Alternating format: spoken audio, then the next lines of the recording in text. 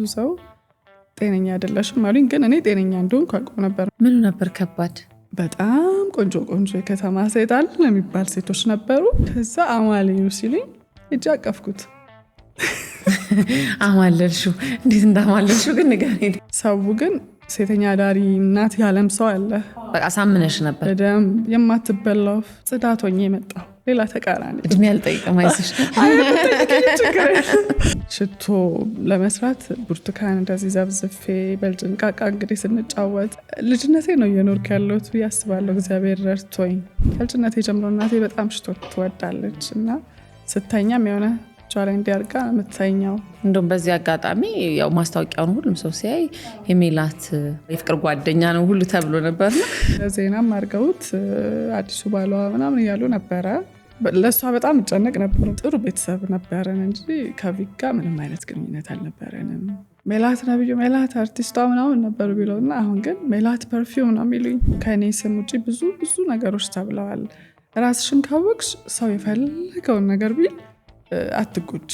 ዓለም ለፈጠራት አልተመቸች፣ ተሳዳቢ ናት።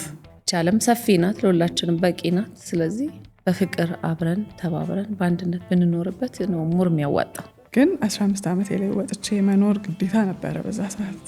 እንደ ዛሬ ላይ ሆነሽ ያችን 15 ዓመቷን ሜላት ብታገኛት ምን አይነት ምክር ትሰጫታለሽ?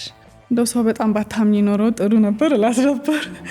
እግዚአብሔርን በጣም አምነሽ ሰው መውደድ። አንቺ ማድረግ ያለብሽን እስከ ጥግ ድረስ ስለምታደርጊ ነው ወደ ኋላ ማትመለሽ። ይህን ባረኩ ኖሮ አትይም። ራሴን በጣም እያገነንኩ ምናምን ሳይሆን የእውነት አፍቃሪ ነኝ። አፈቅራለሁ ጥግ ድረስ ራሴን እስከ መስጠት። የዋናት ምስኪናት ይባላል። እውነት ነው። የዋህ ነኝ፣ ሞኝ ግን አይደለሁም። የዋህ ብሆን ይሻለኛል። ብልጥ ከአንድ ቀን በላይ በልጥ። ብዙ ጊዜ ሰዎች የዋህነትና ሞኝነትን አንድ አይነት ያደርጉታል እና በዛ ሊጠቀሙብሽ ሲፈልጉ የዛኔ ታሳያቸዋለሽ። አሁን ደግሞ በቅርቡ የሆነ አንድ ፊልም እያየሁ ነበር። ፊልም ነው አላቅም፣ ብቻ ምን ትዋብ እየሰራሽ ይሁን ያለቀ ፊልም ይሁን ነገስታቶች የሚወጡበት ላይ ስንወጣ ሁሉም ቆሙ ከነ ከንቲባውና በጣም ነው የደነገጥኩት። እንዴት ክብር እንደሚሰጥ ንግስት ምንድን ነው የምትለው? ለምንድን ነው የሜላት የፍቅር ህይወት በጣም ፌመስ የሆነ? አንድ ጋዜጠኛ ምን አለች?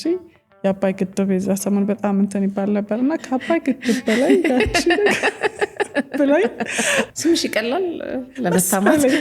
ለምንድን ነው በጣም ፍጣቸዋለሁ። አሁንስ እንደው ሜሉዬ ያለችበት የፍቅር ስታተስ ወይ ደግሞ የፍቅር ህይወት አለ ወይ? ካለስ ምን ይመስላል? ራስታወቅሽ በር ላይ ቆማ ይዞሽ መጥቷል። እንደው በፍቅር ህይወትሽ ተሳስቻለሁ ብለሽ ተስበሽ ታውቂያለሽ? የኛ ደጋፊዎች ነበሩ በጣም ብዙ ሰውና እነሱ ህርት እንዳይሆኑ በጣም ሳሳው ነበረ። ፍቅር ይዟችሁ እያለቀሳችሁ ያላችሁ ልትኖሩ ትችላላችሁ። ለእግዚአብሔር ስጡት። ሩጭ ያለው ቸኩ ያለው ግን አስተምረውኛል። ወደኋላ ምንም የሚቆጨኝ ነገር የለም። በእኔ በራሴ የምመርጠውን ትቻለሁ። ሰምተሻል? አሁን ከች የሚለው የዘላለሙ ነው። አሜን አሜን አሜን።